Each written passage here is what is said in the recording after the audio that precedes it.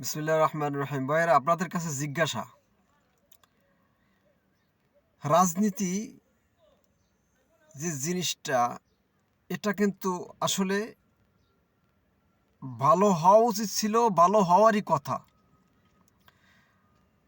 এখন আমাদের দেশে যারা সরকার গঠন করে, দেশ পরিচালনা করে, তারা তারা কি হয়, রাজনীতিবিদ, এবং ইলেকশনের মাধ্যমে জিতে এসে সরকার গঠন করে। তো রাজনীতিবিদদের কাজ কি হওয়া উচিত? শব্দটা রাজ, রাজ থেকে রাজনীতি, রাজের পরে রাজনীতি, ঠিক না? এটা তো সর্বোচ্চ কথা। দেখেন, আজ পৃথিবীতে কথায় তো কথা অন্যটা আসে।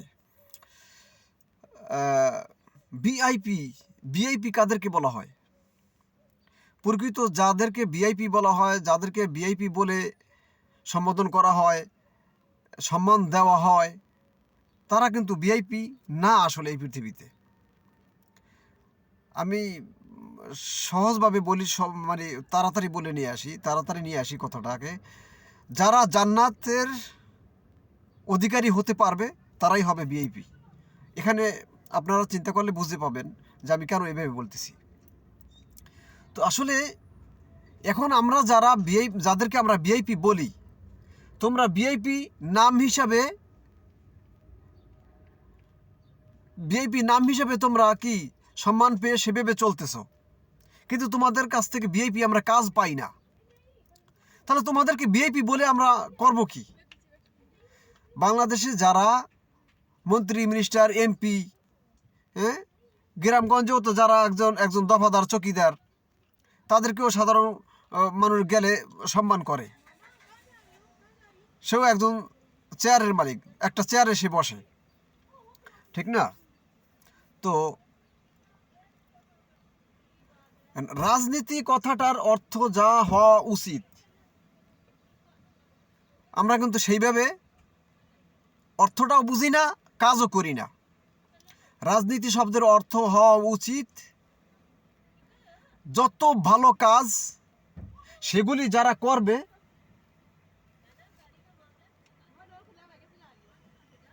আমার গাড়িটাই তো নষ্ট করে দিতেছে, সেগুলি যারা করবে তারাই হলো রাজনীতিবিদ। আমি মনে করি তাদেরকে রাজনীতিবিদ বলা উচিত। যারা বাংলাদেশে সরকার গঠন করছে এই পর্যন্ত, তারা কি আপনাকে আপনার নাগরিকত্ব, আপনি একজন নাগরিক, বাংলাদেশের একজন নাগরিক, সেই ক্ষেত্রে আপনার যা পাওয়া উচিত ছিল আপনাকে কি তা দিছে তারা? প্রতিটা পদে পদে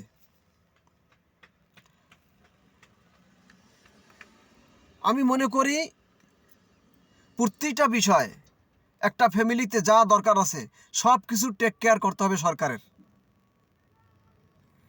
আপনার চাকরি থাকতে হবে, আপনার ভাতা থাকতে হবে, আপনার কাজের জন্য আপনাকে লোন দিতে হবে বিনা সুদে।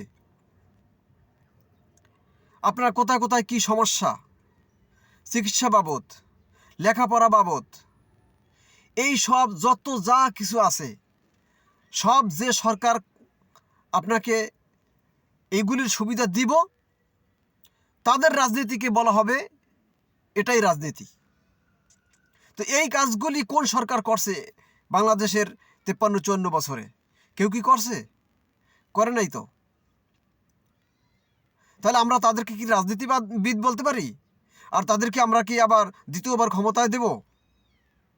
আপনারা একটু মাথায় একটু খেলান যে এখন সামনে কি করা উচিত।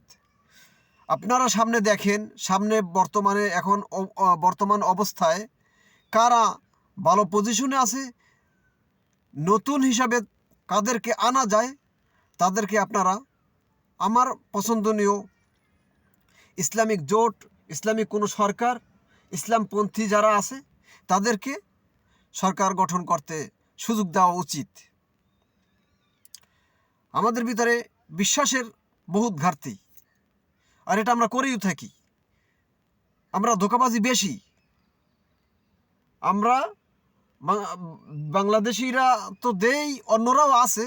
এখন আমি আমি আমি আছি বাংলাদেশি মানুষ, আমি বাংলাদেশের কথাই বলবো। অনেক ধোঁকা দেই, যার কারণে আমরা বিশ্বাস করতে পারি না।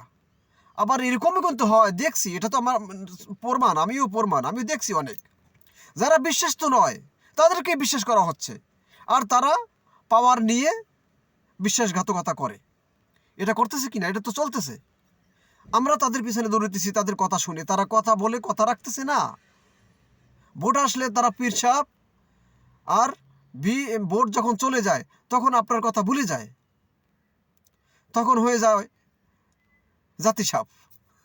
এটা তো বলা যায়। ফেনা ধরে যেরকম আপনাকে মারে, মানুষকে মারে, সেরকম কাজ চলে। তাহলে সামনে ভালো করে চিন্তা করুন যে আমরা কোন সরকার আমরা নেব, কোন সরকারকে বিশ্বাস করা যায়।